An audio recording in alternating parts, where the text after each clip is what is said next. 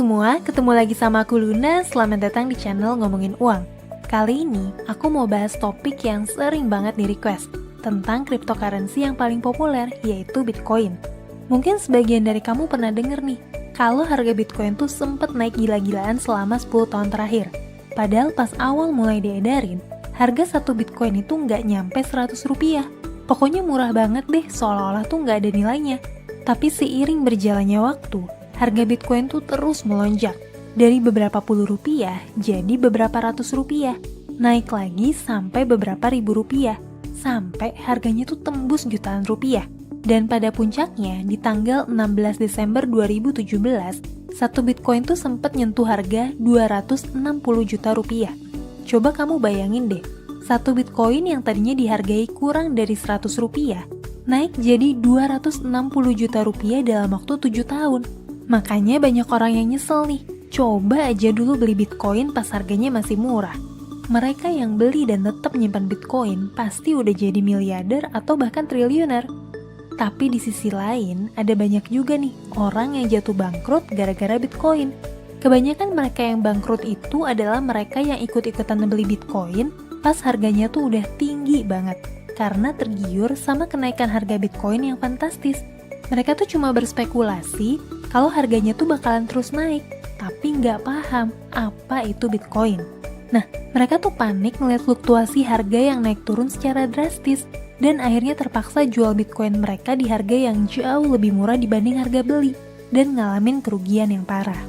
Sampai sekarang, masih banyak orang yang ngomongin Bitcoin, tapi sebatas tentang kenaikan dan penurunan harganya yang tinggi banget.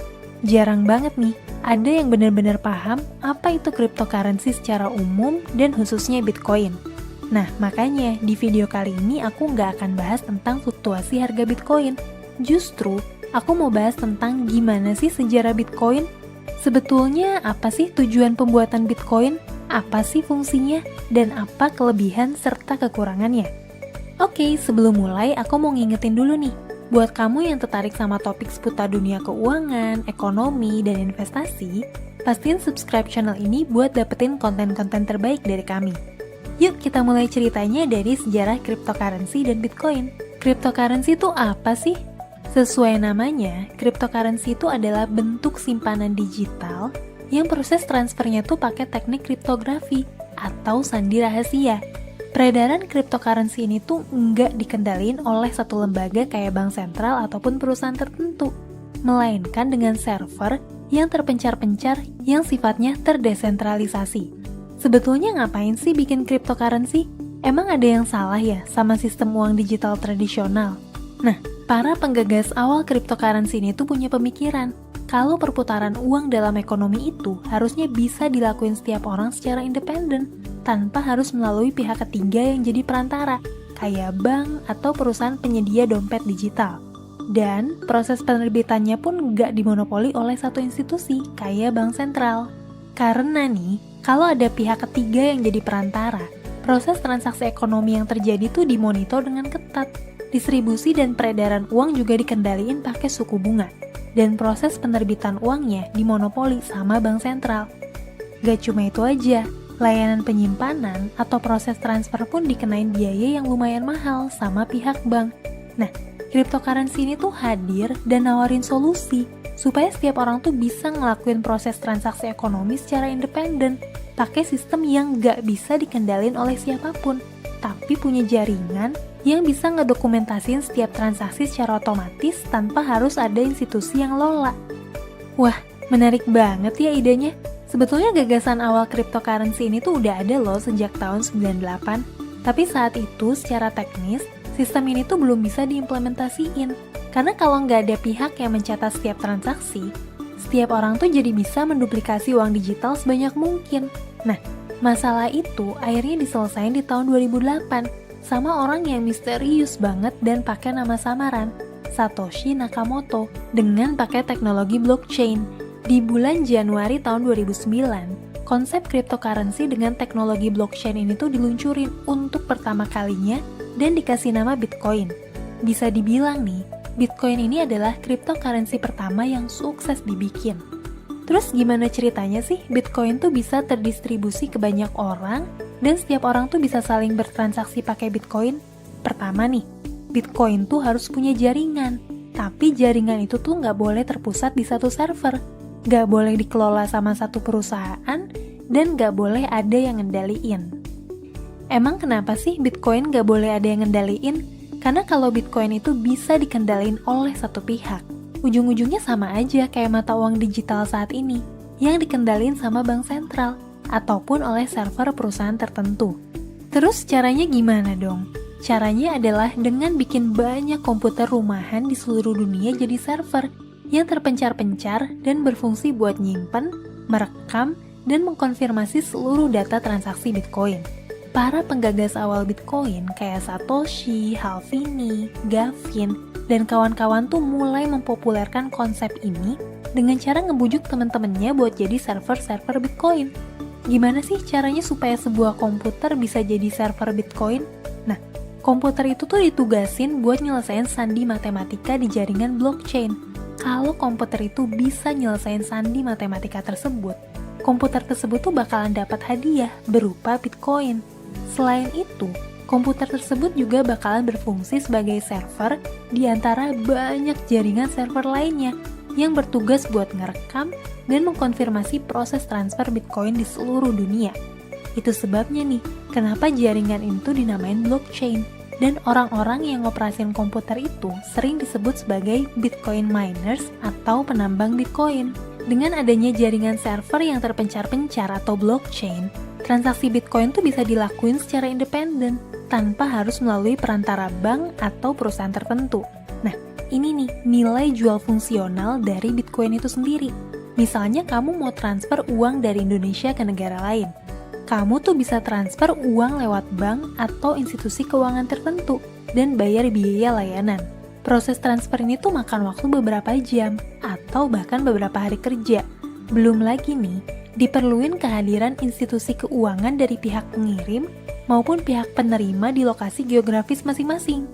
Dengan cryptocurrency, semua orang tuh bisa ngelakuin transfer dari seluruh dunia cuma dalam waktu beberapa menit doang, tanpa perlu ada perantara sama sekali. Karena yang ngelakuin verifikasi transfernya itu adalah jaringan blockchain yang terpencar-pencar di seluruh dunia. Nah, di tabel ini kamu bisa ngeliat nih perbedaan cryptocurrency dengan mata uang digital tradisional lainnya. Sayangnya, penggunaan cryptocurrency ini tuh banyak berbenturan sama hukum. Jadi ada banyak persepsi negatif terkait cryptocurrency, khususnya Bitcoin. Di fase awal, Bitcoin tuh sempat populer dan dipakai sebagai mata uang dark web buat transaksi barang-barang ilegal, dan juga sebagai instrumen donasi ke Wikileaks, sebuah media yang nyebarin informasi rahasia pemerintah. Makanya, Satoshi tuh pernah bilang kayak gini di forum kriptografi, sebelum akhirnya dia ngilang dan gak ada yang tahu identitasnya sampai sekarang. Terlepas dari itu, penggunaan Bitcoin tuh terus naik dengan fantastis sejak Maret 2010, ketika bitcoinmarket.com tuh mulai beroperasi sebagai Bitcoin exchange pertama di dunia. Di bulan Mei 2010, Laszlo Hanyecz, seorang programmer dan penggiat kriptografi, buat pertama kalinya ngelakuin transaksi konsumsi pakai Bitcoin. Dia tuh minta member di sebuah forum buat beliin 2 box pizza, dan dia bayar orang tersebut sebesar 10.000 Bitcoin. Saat itu, 1 Bitcoin tuh kira-kira sekitar Rp50 doang, dan harga 2 box pizza itu setara Rp500.000. Tapi nih, saat video ini dibuat, nilai dari 10.000 Bitcoin itu setara dengan 1,3 triliun rupiah. Bayangin deh, kenaikan harga Bitcoin sejak pertama kali beredar tuh udah jutaan %. Nah, mungkin kamu penasaran, apa sih yang bikin harga Bitcoin naik tinggi banget? Sesuai hukum ekonomi, kenaikan harga sebuah entitas selalu disebabkan sama 2 hal. Pertama, banyaknya permintaan terhadap entitas tersebut. Kedua, keterbatasan atau kelangkaan dari entitas tersebut. Dari sisi kelangkaan, Satoshi Nakamoto dan para programmer awal Bitcoin tuh ngebatasin jumlah Bitcoin, maksimal 21 juta unit Bitcoin, dan jumlah tersebut tuh baru akan tercapai di tahun 2140. Jadi bisa dibilang, jumlah Bitcoin itu tuh terbatas dan gak ada seorang pun yang bisa memproduksi lebih dari jumlah tersebut. Dari sisi permintaan, penggunaan Bitcoin tuh mulai marak sebagai mata uang dan komoditas yang diperjualbelikan di bursa cryptocurrency. dengan volume transaksi yang terus naik dari tahun ke tahun. Kamu perlu tahu juga nih, salah satu kelemahan Bitcoin itu adalah fluktuasi nilainya yang sangat agresif.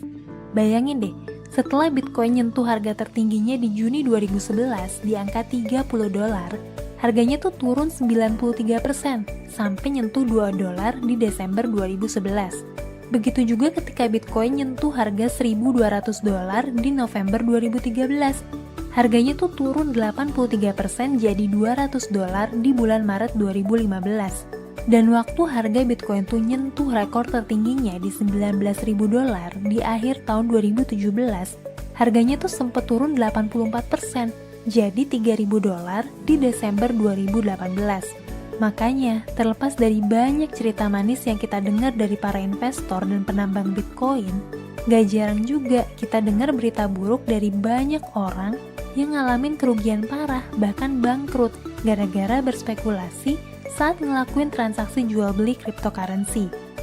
Karena fluktuasi harga yang tinggi ini, gak jarang juga pelaku pasar modal dan trader forex di seluruh dunia ikut berpartisipasi dalam perdagangan cryptocurrency buat dapetin keuntungan berupa capital gain.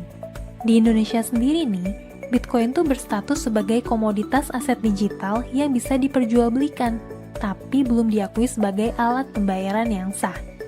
Sampai saat ini, udah ada banyak platform yang bisa dipakai buat beli dan jual Bitcoin di Indonesia, pakai mata uang rupiah.